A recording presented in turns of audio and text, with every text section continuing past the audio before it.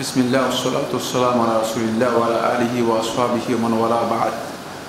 সম্মানিত হাজিরিন, একজন প্রশ্ন করেছেন, গত রমাদান রোজা না রাখার ফিদিয়া বা কাজা রোজা কি ওই রমজানের আগেই শেষ করতে হবে নাকি পরেও করা যাবে? গত রমাদানের সিয়াম যিনি পালন করেন নাই, তারপর মানে সেলাফদের নির্দেশনা যেটা, সেটা হচ্ছে এই যে তিনি পরবর্তী রমজানের আগেই সেটা আদায় করে নেবেন। যদি তিনি পরবর্তী রমজানের আগে আদায় না করে থাকেন তাহলে তিনি গুনাহগার হবেন, যেহেতু তিনি অলসতা করেছেন বোঝা যাবে, এই জন্য তিনি গুনাহগার হবেন। বাকি কোনো কারণে যদি আদায় করতে অক্ষম হন তাকে অবশ্যই পরবর্তী সময়, পরবর্তী রমাদানের পরেও এটা আদায় করে দিতে হবে। এটা আল্লাহ রাব্বুল আলামিনের হক, তার উপর থেকে যাবে। ফাহাক্কুল্লাহি আহাক্কু আন ইউআদ্দা, আল্লাহ রাব্বুল আলামিনের হক আদায় করে দেওয়াটাই হচ্ছে মূলত হক। তাই আল্লাহ রাব্বুল আলামিনের হকটুকু আপনার উপর মানে থেকে যাবে। বাকি আপনি এই রমজানের আগে যদি আদায় করতে না পারেন, এই রমজানের পরে হলেও সেটা আদায় করে দিতে হবে। উত্তম হচ্ছে রমাদানের আগেই সেটা আদায় করে দেয়া। আর এটা খুব সহজ, যে মানে অল্প কয়েকদিনের সিয়াম কেন আমরা মানে রমাদান মাসের মধ্যে, রমাদান মাসের আগে আদায় করতে পারছি না, অথচ 11 মাস সময়, 11 মাসের মধ্যে আপনি অল্প কয়েকটা সিয়াম আদায় করতে পারছেন না, মানে এটা খামখেয়ালি ছাড়া আর কিছুই নয়। এটা বোঝা যায় যে আমরা মূলত এই ক্ষেত্রে অলসতা করেছি, এটাই বোঝা যায়। বলা হয় তাকে মিরাজ রজনীতে আল্লাহর সাথে মুহাম্মদ সাল্লাল্লাহু আলাইহি ওয়াসাল্লামের কথোপকথনের অংশ থেকেই তাশাহুদের দোয়া, যেটা আত্তাহিয়াতু লিল্লাহ এসেছে, এর ভিত্তি কি? এর হাদিসের কোনো ভিত্তি নেই, এর সুন্নাহ অনুযায়ী কোনো ভিত্তি সাব্যস্ত হয়নি, সুস্পষ্ট কোনো হাদিসের বক্তব্যের মাধ্যমে এটা প্রমাণিত হয়নি। যতটুকু আমার খেয়াল পড়ে, এটি কোনো ধরনের সনদ ছাড়াই, মানে কোনো ধরনের সনদ ছাড়াই ইমাম কুরতুবী রাহমাতুল্লাহ তার তাফসীরের মধ্যে উল্লেখ করেছেন। যেহেতু এর কোনো সনদ নেই এবং এর কোনো ভিত্তি নেই, তাই এটি গ্রহণযোগ্য বক্তব্য নয়। রাসূলুল্লাহ সাল্লাল্লাহু আলাইহি ওয়াসাল্লামের এই ধরনের একটি ঘটনা যদি হয়, যেটা আল্লাহ রাব্বুল আলামিনের সাথে আল্লাহ নবী সাল্লাল্লাহু আলাইহি ওয়াসাল্লামের কথোপকথন, তাহলে কোনোভাবেই সনদ ছাড়া এটা রাসূল সাল্লাল্লাহু আলাইহি ওয়াসাল্লাম এর নামে চালিয়ে দেওয়ার প্রশ্নই আসে না। অবশ্যই মিথ্যা সনদের পাওয়া যেত, এই মর্মে কোনো মিথ্যা রেওয়ায়ত পাওয়া যায়নি, মানে কোনো মিথ্যা রেওয়ায়ত পাওয়া যায়নি। মিথ্যা রেওয়ায়ত কি জিনিস সেটা আপনারা বুঝেন কিনা একজন বলেন তো দেখি। মিথ্যা রেওয়ায়ত কাকে বলা হয়? যে কোনো একজনে বলেন, কে কে জাল হাদিস কাকে বলা হয়? কে বলতে পারবে? একজন বলবেন, সবাই না। কে বলতে পারবে? একজন না? হ্যাঁ,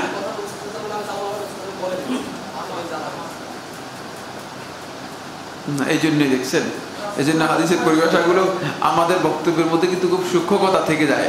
বুঝতে পেরেছেন কিনা?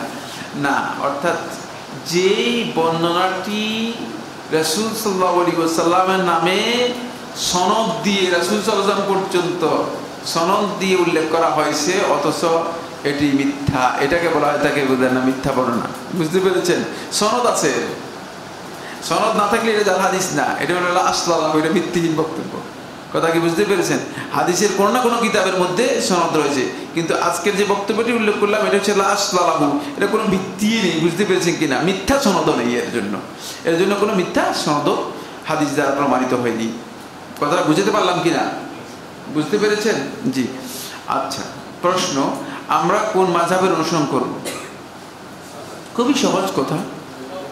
রাসূলুল্লাহ সাল্লাল্লাহু আলাইহি ওয়াসাল্লাম আমাদেরকে বলে দিয়েছেন, তারাকতু ফীকুম আমরাইন, তোমাদের কাছে দুটি জিনিস রেখে যাচ্ছি, লান তাদিল্লু, তোমরা পথভ্রষ্ট হবে না, মা ইন তামাসসাকতুম বিহিমা, যতদিন তোমরা এই দুইটাকে আঁকড়ে ধরবে। কিতাব আল্লাহ, আল্লাহর কিতাব, ওয়া সুন্নতি, রাসূল সাল্লাল্লাহু আলাইহি ওয়াসাল্লামের সুন্নাহ। আল্লাহর কিতাব এবং রাসূল সাল্লাল্লাহু আলাইহি ওয়াসাল্লামের সুন্নাতের অনুসরণ করতে পারলেই আপনি সবচেয়ে উত্তম মাযহাবের অনুসরণ করলেন। এর জন্য সুনির্দিষ্ট কোনো মাযহাব বক্তব্যের প্রয়োজন নেই। মাযহাব শব্দের শাব্দিক অর্থ হচ্ছে অভিমত। তো আপনি কোন অভিমত গ্রহণ করবেন? রাসূলের অভিমত না আপনার অন্য কোনো ব্যক্তির অভিমত?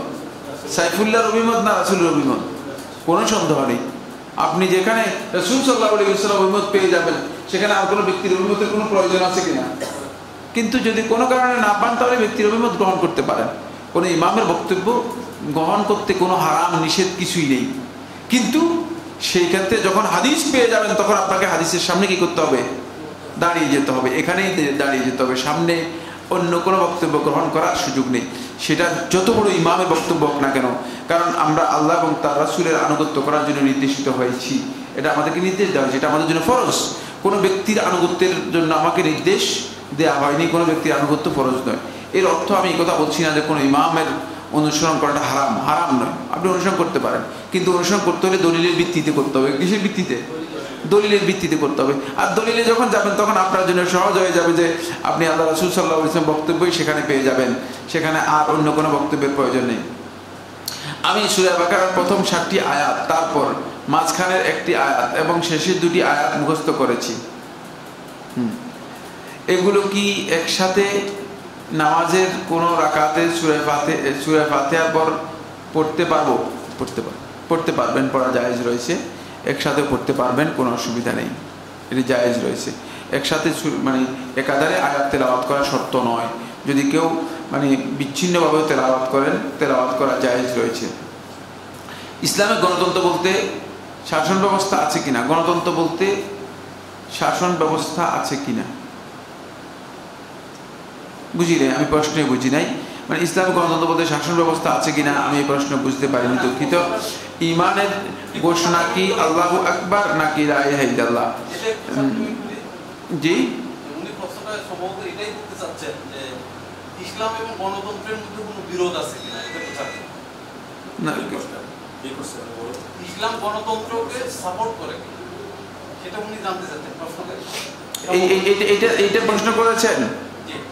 আচ্ছা, যদি এই প্রশ্ন করে থাকেন তাহলে আমি বুঝতে পেরেছি, কিন্তু আপনার প্রশ্ন মানে প্রশ্ন স্পষ্ট নয় যে ইসলাম গণতন্ত্রকে সাপোর্ট করে কিনা। ইসলাম মানে সার্বিকভাবে সকল দিক থেকে গণতন্ত্রকে সাপোর্ট করে না। গণতন্ত্রের কিছু পয়েন্ট আছে যেগুলো ইসলামে সাপোর্ট করা হয়, আবার কিছু পয়েন্ট আছে ইসলাম এগুলোকে অনুমোদন দেয় না। বুঝতে পেরেছেন? এখন এক কথায় মানে গণতন্ত্র পুরোটাই হারাম, এটাও বলা জায়েজ নেই। আবার এক কথায় গণতন্ত্রের মানে পুরাটাই জায়েজ, পুরাটাই করতে হবে, এটাও বলা জায়েজ নেই। সুনির্দিষ্টভাবে কিছু বিষয় রয়েছে যেগুলো গণতন্ত্রের মধ্যে ইসলাম সাপোর্ট করে, আবার সুনির্দিষ্টভাবে কিছু বিষয় রয়েছে যেগুলো গণতন্ত্রের ইসলাম আদৌ সাপোর্ট করে না, ইসলামের সাথে এগুলো সাংঘর্ষিক। তাই এখানে ক্লিয়ার বিষয় আসতে হবে, সেটা হলো কোন বিষয় সম্পর্কে আপনি জানতে চেয়েছেন, সেটা ক্লিয়ার আসতে হবে যে ইসলামে এই বিষয়ে আদৌ গ্রহণযোগ্য কিনা। যদি ক্লিয়ার আসে তাহলে আমরা হয়তো সে বিষয়ে উত্তর দিতে পারবো। ঈমানের ঘোষণা কি আল্লাহু আকবার নাকি লা ইলাহা ইল্লাল্লাহ? দয়া করে দলিল। ঈমানের ঘোষণা হচ্ছে কালিমাতুত তাওহীদ লা ইলাহা ইল্লাল্লাহ। হাদিস আবি হুরায়রা রাদিয়াল্লাহু আনহু সহিহ মুসলিমের মধ্যে এসেছে, উমিরতু আন উকাতিলান নাস হাত্তা ইয়াকুলু লা ইলাহা ইল্লাল্লাহ। আমাকে নির্দেশ দেওয়া হয়েছে মানুষদের সাথে লড়াই করার জন্য, হাত্তা ইয়াকুলু, যতক্ষণ পর্যন্ত তারা এই ঘোষণা দেয় লা ইলাহা ইল্লাল্লাহ। এটা হচ্ছে মূলত ঈমানের ঘোষণা। এই জন্য আল্লাহ সুবহানাহু ওয়া তাআলা কোরআনে কারীমের অন্য আয়াতের মধ্যে বলেছেন, ফাআলাম আন্নাহু লা ইলাহা ইল্লাল্লাহ ওয়াস্তাগফির লিযামবিকা ওয়ালিল মুমিনিনা ওয়াল মুমিনাত। এই আয়াত থেকে বোঝা যাচ্ছে যে মূলত লা ইলাহা ইল্লাল্লাহ হচ্ছে ঈমানের ঘোষণা, এটাই কালিমাতুত তাওহীদ। এবং নবী এবং রাসূলগণ এই বক্তব্য নিয়ে এসেছেন, ওয়ালাকাদ বা'আসনা ফি কুল্লি উম্মতি রাসূলা আন ই'বুদুল্লাহ ওয়া ইজতানিবুত তাগুত। নবীগণ এই বক্তব্য নিয়ে এসেছেন, এটাই হচ্ছে কালিমাতুত তাওহীদ। আল্লাহু আকবার না, আল্লাহু আকবার ঈমানের ঘোষণা হবে প্রত্যেক। আল্লাহু আকবার আল্লাহ রাব্বুল আলামিন একটা জিকির, আল্লাহু আকবার একটা জিকির, যে জিকিরের মাধ্যমে আল্লাহ সুবহানাহু ওয়া তাআলার তামজিদ, বড়ত্বের কথা বর্ণনা করা হয়ে থাকে। আসসালামু আলাইকুম। ওয়া আলাইকুম সালাম। যদি কোনো ব্যক্তি শিরক করে নাই, আবার কোনোদিন কোনো ফরজ নামাজ পড়ে নাই, এমন ব্যক্তির কি কোনোদিন জান্নাতে যাবে না?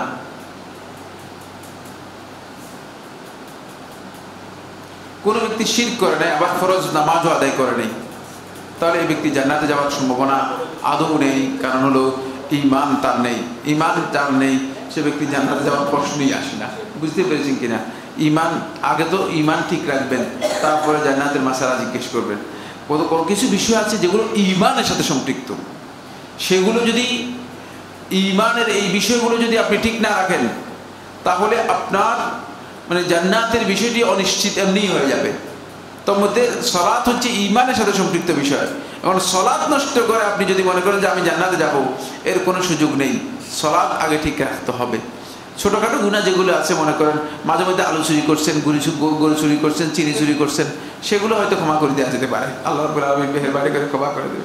কিন্তু সালাত, ঈমান যেহেতু ঈমানের সাথে সম্পৃক্ত বিষয়, সালাত ত্যাগ করার পরে এরপরে ঈমান আর তার নেই, সুতরাং তিনি জান্নাতের আশা করাটা তার জন্য ভয়ঙ্কর ধরনের দুরাশা, এটি মোটেও জায়েজ নেই, তিনি জান্নাত লাভ করতে পারবেন না। রাষ্ট্রীয় কাকে সুদ ভিত্তিক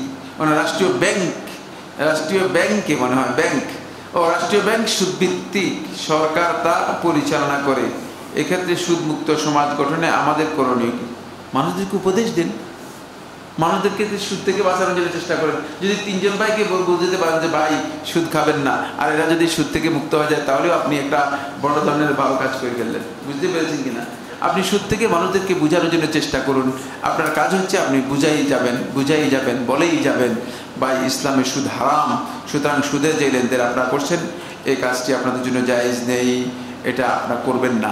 এটাই হচ্ছে আপনার কাজ। আপনার অতিরিক্ত আর কোনো কাজ নেই, অতিরিক্ত কোনো কাজ আপনার নেই। কারণ যেটা কাজ আপনি করতে পারবেন সেটা আপনাকে দেওয়া হয়েছে, যে কাজ আপনি করতে পারবেন না সে দায়িত্ব আপনাকে অথবা আমাকে দেওয়া হয়নি। রোজা ভাঙ্গার কাফারা কি? রোজা ভাঙ্গার কাফারা বলতে কোনো জিনিস নেই। কেউ যদি ইচ্ছাকৃতভাবে সিয়াম নষ্ট করে থাকে, সিয়াম পালন করলো না ইচ্ছাকৃতভাবে, তাহলে এর জন্য কোনো কাফারা নেই, কিন্তু যদি কোনো ব্যক্তি ভুলবশত সিয়াম ভঙ্গকারী কোনো কাজে লিপ্ত হয়ে যায়, আর সেই কাজটা 2 প্রকারের। একটি হচ্ছে স্ত্রী সহবাস অথবা যৌন কাজের মাধ্যমে যদি সে ব্যক্তি সিয়াম ভঙ্গ করে থাকে, তাহলে ইচ্ছাকৃতভাবে করলে তার উপর 60টি সিয়াম পালন করতে হবে একাধারে, অথবা 60 জন মিসকিনকে খাওয়াতে হবে, অথবা একটি গোলাম আজাদ করতে হবে। এটা হলো তার বিধান, এটা হলো কাফারা, এবং ওই দিনের সিয়াম সে পালন করবে। আর যদি অনিচ্ছাকৃতভাবে ভুলবশত কোনো কারণে সিয়াম নষ্ট হয়ে যায়, বা কোনো ওজনের কারণে সিয়াম নষ্ট হয়ে যায়, তাহলে একটি সিয়ামের পরিবর্তে আরেকটি সিয়াম কাজা করলেই তার জন্য যথেষ্ট হয়ে যাবে।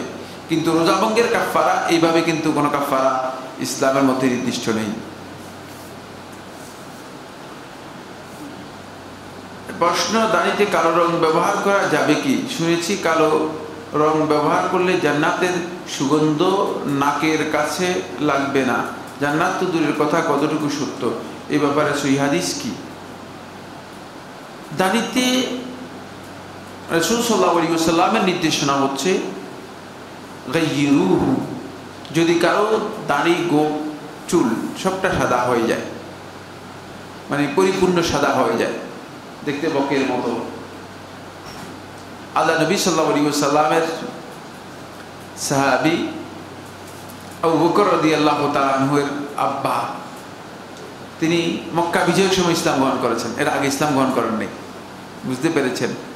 তাকে নিয়ে আসা হয়েছে, তার দাড়ি গোঁফ সব এত সাদা যে সহিহ বুখারী হাদিসের মধ্যে আছে কাতাদামা, এমন যে তাকে দেখতে মনে হচ্ছে যেন সাদা বকের মতো পুরা সাদা। এই সাদা যে বকটা, এই ধরনের সাদা হওয়ার কারণে রাসূল সাল্লাল্লাহু আলাইহি ওয়াসাল্লাম এটা অপছন্দ করেছেন। রাসূল সাল্লাল্লাহু আলাইহি ওয়াসাল্লাম এইভাবে সাদাটাকে অপছন্দ করেছেন।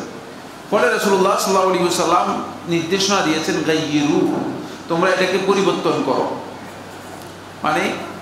অন্য কোনো কালার লাগাই দাও, অন্য কালার দিয়ে পরিবর্তন করো। এই পরিবর্তন করাটা রাসূলুল্লাহ সাল্লাল্লাহু আলাইহি ওয়াসাল্লামের সুন্নাহ এবং নির্দেশনা। পরিবর্তন করাটা রাসূলুল্লাহ সাল্লাল্লাহু আলাইহি ওয়াসাল্লামের সুন্নাহ এবং নির্দেশনা। এর সাথে রাসূলুল্লাহ সাল্লাল্লাহু আলাইহি ওয়াসাল্লাম বলেছেন ওয়ালাকিন জান্নিবুস সাওয়াদ, তবে এই ক্ষেত্রে তোমাদেরকে নির্দেশনা হচ্ছে তোমরা কালোকে পরিহার করো, বর্জন করো। কালো ছাড়া অন্য যে কোনো কালার, কালোর সাথে সম্পৃক্ত অথবা কালচে অথবা লালচে অথবা এই ধরনের যে কোনো ধরনের কালার করা, এটি জায়েজ না জায়েজ নয়, করা যেতে পারে। শুধুমাত্র রাসূল সাল্লাল্লাহু আলাইহি ওয়াসাল্লাম কালোকে পরিহার করতে বলেছেন, এই যে পরিহার করতে বলেছেন, এই নির্দেশনাটুকু রাসূল সাল্লাল্লাহু আলাইহি ওয়াসাল্লামের, এটা কি হালহাদ আলিল ইরশাদ আম লিল উজুব, মানে এই নির্দেশটা কি রাসূল সাল্লাল্লাহু আলাইহি ওয়াসাল্লামের ওয়াজিব ছিল না রাসূল সাল্লাল্লাহু আলাইহি ওয়াসাল্লামের দিক নির্দেশনা ছিল? এই নিয়ে সালাফদের মধ্যে মতবিরোধ হয়েছে। বুঝতে পেরেছি কিনা? সালাফ কাকে বলা হয়, তাকে বলতে পারবেন? একজন বলবেন না, আর কাকে বলতে পারবেন? সাহাবীদের মধ্যে মতবিরোধ হয়েছে। সালাফ বলতে এখানে আমি বুঝিয়েছি সাহাবীদের মধ্যে মতবিরোধ হয়েছে। বুঝতে পেরেছেন কিনা? সাহাবায়ে কেরামদের মধ্যে যে মাসালার মধ্যে মতবিরোধ হয়েছে, তাহলে বুঝতে হবে যে মানে এটা নিয়ে কি রয়েছে, যথেষ্ট কথা রয়েছে। তার মধ্যে ইমাম জুহরি রহমতুল্লাহ বলেছেন ওয়ামাদাতিস সুন্নাতু, দীর্ঘ আলোচ্য বিষয়, এটা 2 ঘন্টা আলোচ্য বিষয়। বুঝতে পেরেছেন? এই জন্য আমরা খুব সংক্ষেপে কথা বলতে পারি না, আমাদের সমস্যা হয়ে যায় এই জায়গাতে, যে প্রত্যেকটা মাসালার মধ্যে 3 ঘন্টা 4 ঘন্টার বিষয় আমাদের কাছে এসে যায়। এই জন্য ইমাম জুহরি রহমতুল্লাহ বলেছে ওয়ামাদাতিস সুন্নাতু, সুন্নাহ এভাবে আমাদের কাছে মানে এসেছে বা পরিচালিত হয়েছে যে ইযা কানাল ওয়াজহু শাবান, যখন আমরা দেখতাম যে কোনো যুবক মানে কোনো কারণে অসুস্থতার কারণে, অনেক সময় দেখা যায় একবার যুবক হতে পারে যে 30-35 বছর বয়স, দেখা গেল যে দাড়ি সব সাদা হয়ে মানে 80 বছরের বৃদ্ধের চেয়ে অবস্থা খারাপ, বুঝলেন না? এরকম একটা অবস্থাতে তৈরি হয়। যখন ইযা কানাল ওয়াজহু শাবান, যখন দেখতাম যুবক, তখন আমরা তাকে পরিবর্তন করতাম, আমরা কালো ব্যবহার করতাম। এই নিয়ে আলেমদের মধ্যে দ্বিমত রয়েছে। উত্তম হচ্ছে কালোকে পরিহার করা, তবে যদি কেউ কালো ব্যবহার করেন তাহলে এটি হারাম নয়। এবং আপনি যে হাদিসটি উল্লেখ করেছেন আবু দাউদের, এই হাদিসটি সনদের দিক থেকে দুর্বল, আর এই হাদিসটা মূলত কিয়ামতের আলামতের আরেকটি মাসআলা।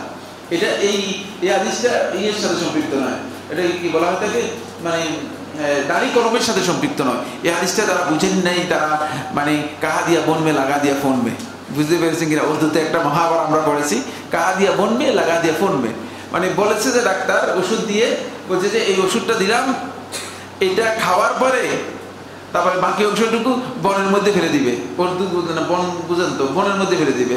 তো বন বুঝতে পারে নাই, বুঝে গেছে ফোন, তো মনে করছে যে মানে এর মধ্যে ওষুধটা খেয়ে লাগাই দিয়েছে ফোনের মধ্যে, মানে ফাঁসার মধ্যে লাগাই দিয়েছে।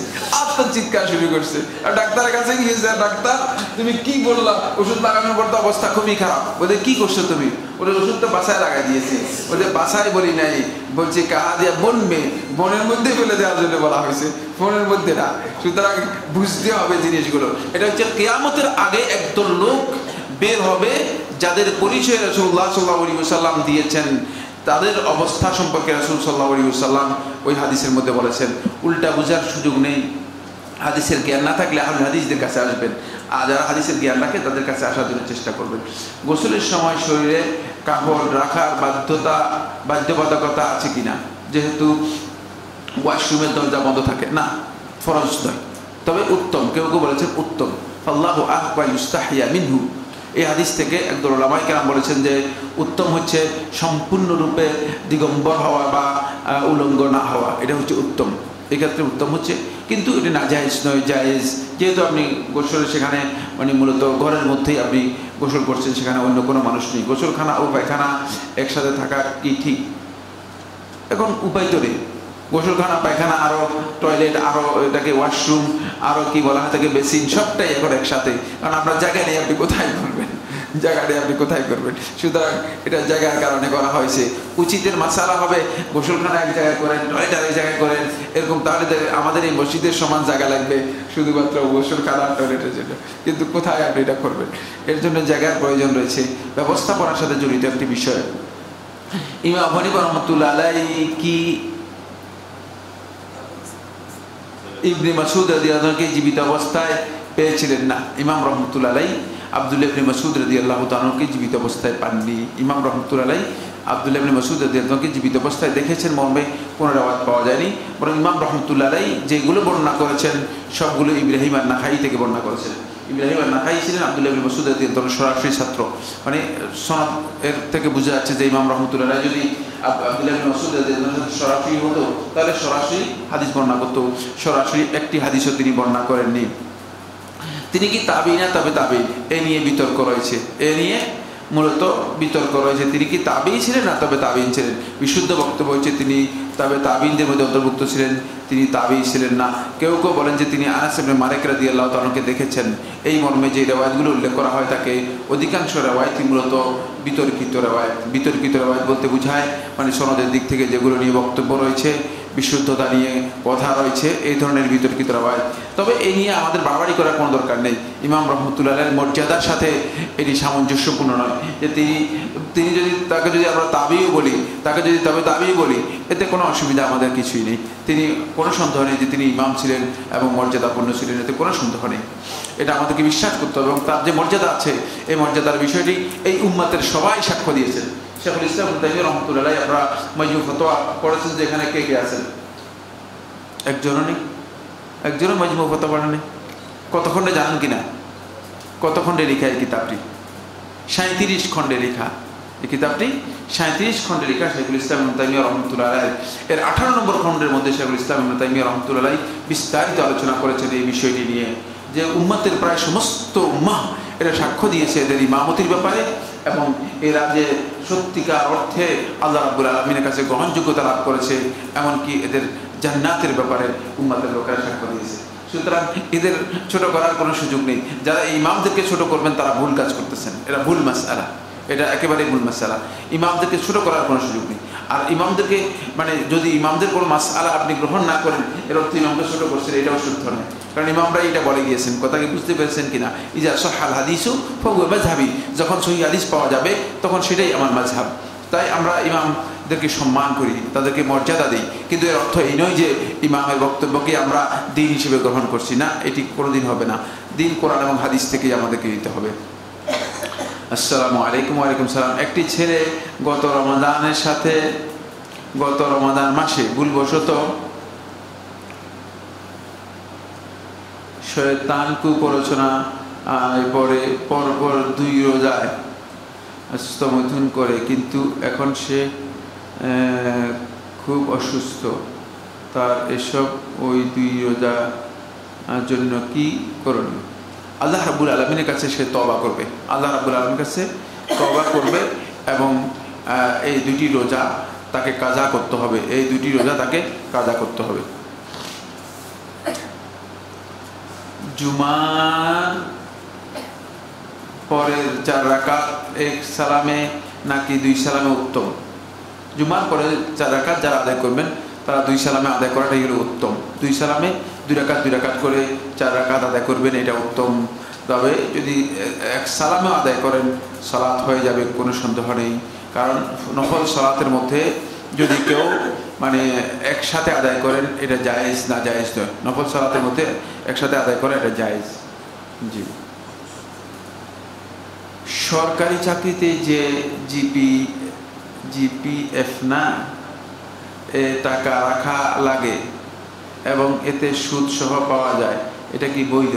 আপনি বলতেছেন সুদ সহ পাওয়া যায়, সুদ বৈধ হবে কিভাবে? ইমানদার যদি আমাকে প্রশ্ন করেন যে সুদ খাওয়া হালাল না হারাম, তাহলে তো আর প্রশ্নের উত্তর দিতে পারলাম না। শুধু আফসোস করলাম, শুধু আল্লাহর কাছে ফরিয়াদ করলাম যে আল্লাহ, ইমানদার ব্যক্তিদের প্রশ্ন সুদ হালাল না হারাম এটা প্রশ্ন করতেছে, প্রশ্নই আসে না। সুদ জানার পরে আল্লাহর বান্দা যদি মনে করেন যে সুদ আমার জন্য হালাল কিনা, তাহলে তিনি কাফির হয়ে যাওয়ার সম্ভাবনা রয়েছে, কারণ এটি অত্যন্ত জঘন্যতম অপরাধ। প্রশ্নই আসে না, এই প্রশ্ন কেউ করতে পারে ইমানদার ব্যক্তিগণ। হাজা ওয়া সাল্লাল্লাহু আলা নবিয়িনা মুহাম্মদ ওয়া আলা আলিহি ওয়া আসহাবিহি ওয়া সাল্লাম।